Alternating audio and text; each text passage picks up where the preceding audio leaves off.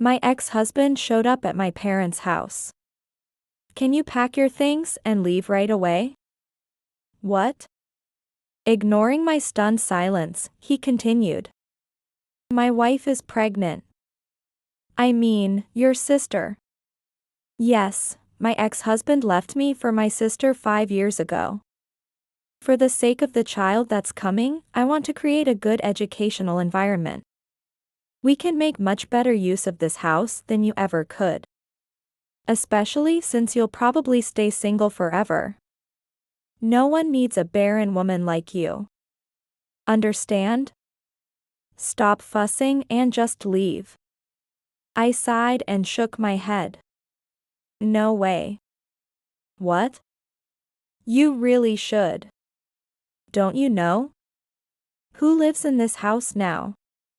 Right after that, as a large figure appeared behind me, he turned pale and started shaking. Why? My name is Mandy. I am a 35-year-old office worker. Fortunately, I seem to be somewhat respected at work. And am doing fairly well in terms of promotions among my peers. Although I am now living a stable life, it has been full of ups and downs. One of the major events in recent years was undoubtedly my divorce. The reason was my partner's infidelity. 5 years ago, my ex-husband Fred eloped. His partner was, shockingly, my own sister. Looking back, my sister had always been the type to covet what I had. So her actions were consistent, although outrageously inappropriate. At that time, Fred and I were colleagues at the company. He was gentle and attentive. I was attracted to those qualities when I was younger. Eventually, Fred also took a liking to me, and our relationship developed. After we had been dating for a while, I introduced Fred to my family, planning to marry him. So we discussed getting serious.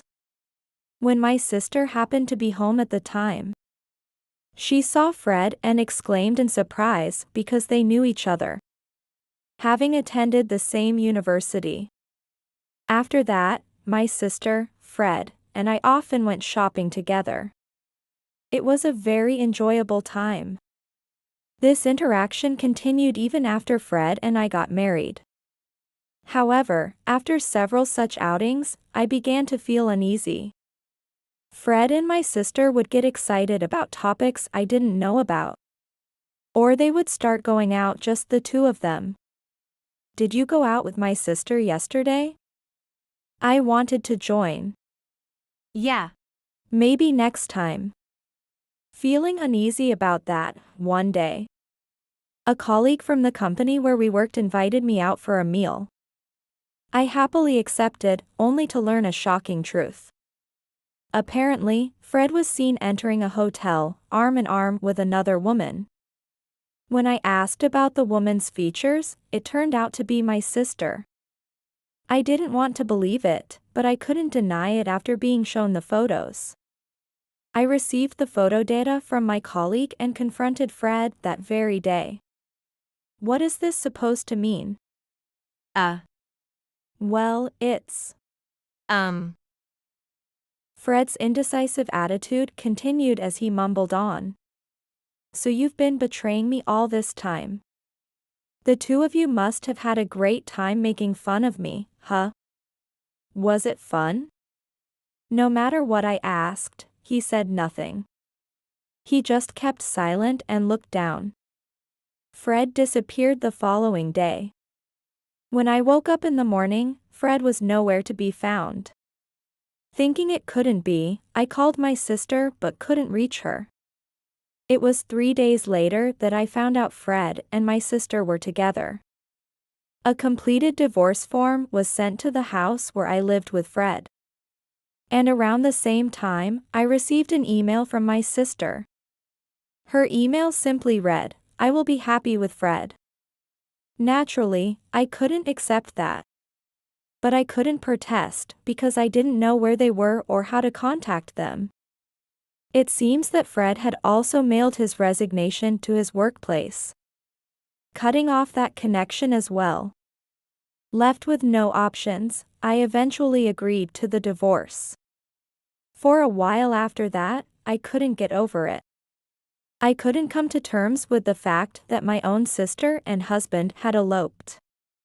But I couldn't stay down forever. I decided to channel my frustration and resentment into my work. While I was focused on work, I could forget about Fred and my sister. This effort paid off, and my contributions to the company were recognized. And I was given a promotion. Since then, I've been fortunate with personal connections. And now, 5 years after they ran away, I'm leading a stable life. One day, when I was off work and woke up later than usual, I thought I should make breakfast and was getting out of bed when my phone, which was by my pillow, rang. It was a call. The screen showed it was from an unknown number. Normally, I wouldn't answer, but I impulsively picked it up because I had just woken up. Hello, who is this? Oh, Mandy. Long time no see. It's me, Fred. Have you been well? I'm relieved you're still using this phone number. To my surprise, it was my ex-husband, Fred, on the phone. I almost fell off the bed from the shock. What? Fred? Why? Why? That's cold. We're exes after all. I thought I'd get in touch. Fred laughed as if nothing was wrong, which reminded me of the anger I thought I had forgotten. What do you mean exes? Don't joke around. How dare you contact me so brazenly? What do you want? Now, calm down. You haven't changed a bit. His carefree tone only irritated me more. Sensing this, Fred finally got to the point. Right. You're living in your parents' house now, right? Can you pack up and leave immediately? Your sister and I have decided to live there. I couldn't make sense of it at all. What kind of thought process led to that? Actually, we got married, and we've recently found out about her pregnancy. We want to create a good educational environment for the baby that's coming. Of course, you wouldn't say no, right? After all, I'm being kind by saying this. If you stay in your parents' house forever, you'll never be able to remarry. My head started to ache. I didn't want to hear such nonsense. Indeed, as he said, I had returned to my parents' home. I don't know where he got that information, but it's correct. Yes, I obviously refuse. Why should I have to give up my parents' house for you guys?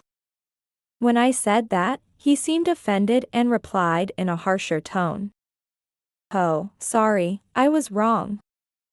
I guess a 35-year-old infertile woman like you couldn't remarry anyway. When Fred and I were married, I never got pregnant. He must be referring to that, but it was a nasty way to say it. Is that all you wanted to say? I will never give up this house. Then I hung up the phone unilaterally. I didn't want to talk to him anymore. He's too selfish. To think he would try to take the house after eloping through an affair. I hope he gives up now, but who knows what will happen. Several days had passed. That day, I was busy with work from the morning, and I only managed to take a lunch break after 2 p.m. After eating lunch at my favorite diner near work, I was entering the building's entrance to return to the office when I spotted a familiar figure. No way. Why are you here? It was Fred. He had gained a considerable amount of weight compared to 5 years ago. But unmistakably, it was him. I instinctively tried to hide. But before I could, he saw me. Fred exclaimed, "Oh," and hurried over to me, flustered. "Oh, there you are. I've been waiting. About our previous conversation, when can you leave? I'd like it if you could move out by next month. I already told you no to that. And it's unbelievable that you'd come to my workplace. Just go back home. He continued with a smile on his face, but clearly annoyed. You're saying that again. Isn't it obvious that it's better for my wife, our upcoming child, your parents and me to live together in that house rather than you living there? Am I wrong? This was going nowhere. No matter how much I refused, Fred persisted, and I felt a kind of fear. Enough with the persistence. No matter how much you ask, it's impossible. You cheated and eloped on your own, so just live somewhere else by yourselves. As I said this, Fred frowned deeply and raised his voice. Listen. The reason I cheated was because you were infertile. If you had been able to have children, I would never have cheated. It's all your fault. So take responsibility and provide a place to live. I was too stunned to speak. The way he shifted the blame for his infidelity to me was extreme. Are you serious? I have work, so I'm leaving now. Fred looked like he wanted to say more. But he finally noticed the stares from around us and left the entrance with a parting shot. Remember this. I thought this would finally make him give up. However, I was to learn soon that I had underestimated him. A week after Fred visited my workplace. As I was relaxing at home watching TV, the doorbell suddenly rang. I wasn't expecting anyone. Nevertheless, I decided to check the intercom monitor. Standing there were Fred and my sister. I'd had enough. I quickly headed to the front door and opened it forcefully. Hi, Mandy. Is your packing done? I didn't hear from you, so I came here directly. Wow, long time no see, Mandy. You heard from Fred, right? I'm having a baby. I'll let you spoil them once born. I sighed conspicuously. What's wrong? You look tired? Well, it doesn't matter. Listen. It's great that I'm having a baby, but we're out of money. So, we need to stay in this house, okay? She looked up at me pleadingly. Then Fred spoke up. Yeah. I realized recently, this house isn't yours, right? Are your parents around? Let us talk to them. It's their first grandchild, after all. They're bound to accept us. At that, I couldn't help but laugh. To think they didn't know. Why are you laughing? That's rude. Bring Mom and Dad out. What? Do you really not know? They aren't here anymore. Yes. My parents no longer lived in this house. After Fred and I divorced and I returned to my parents' house. They soon gave me this house as a living inheritance. And my parents were now enjoying their retirement in the countryside on my mother's side. So, I am the owner of this house. As I made that fact clear, both my sister and Fred were shocked. Understand? This house is mine. So, I have all the decision rights here. I stated that clearly, yet Fred still insisted on arguing. Then you can keep living here, and we can all live together again. Let's get along like before. Yes, that's a good idea. That's a great idea. It must be lonely for you to live in such a big house all by yourself, right? If we live together, everyone will be happy. Just as I was about to counter their absurd suggestions, I was interrupted by a voice asking, "Is something wrong?" "Oh, it's you. Sorry for the noise. Look, it's my ex-husband and sister I told you about." The voice belonged to my current husband. He was holding my daughter in his arms. He murmured, "I see," and greeted the bewildered Fred and my sister. "Good evening. I am Mandy's husband. And this is our daughter. Isn't she cute?" Fred and my sister were left gaping in shock. They were probably very surprised. The truth is, I had remarried. About a year after divorcing Fred, I met my current husband through a friend's introduction. Things progressed quickly between us, and we got married within 6 months of dating. Soon after, I became pregnant with our daughter. And now I'm managing both work and household duties. My husband helps with housework and childcare, allowing me to progress smoothly in my career without neglect. I hope you understand now that there's no room for you two here. My husband, my daughter, and we are a family of 3 living happily together. What? Mandy, you're not infertile? No way, that can't be true. Fred slumped to the ground, holding his head in despair. What? How can you marry such a handsome man? That's so unfair. As she stamped her feet in frustration, my husband looked down at her with a cold gaze and said, "Given that, please leave. If you approach our family again, we will call the police. Understand?"